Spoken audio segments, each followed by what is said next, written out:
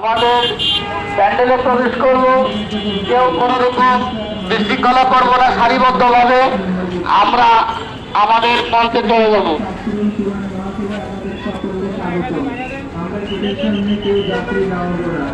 দূর দূরান্ত থেকে যারা এসেছেন সামনে পার্কিং এর ব্যবস্থা আছে, সেখানে চলে যাবেন। দূর দূরান্ত থেকে যে ভাইরা এসেছেন তাদের জন্য সামনে পার্কিং এর ব্যবস্থা আছে, সেদিকে চলে যান। দয়া করে গেটের সামনে গাড়ি দাঁড় করাবেন না, যাতে নামাবেন না। পুরুষরা মাঝের গেট দিয়ে প্রবেশ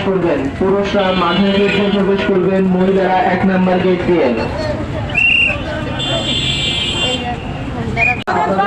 আয়োজিত এই অনুষ্ঠানে আমাদের সকলকে সহযোগিতা করবেন। 1 নম্বর গেট না, মহিলা গেট।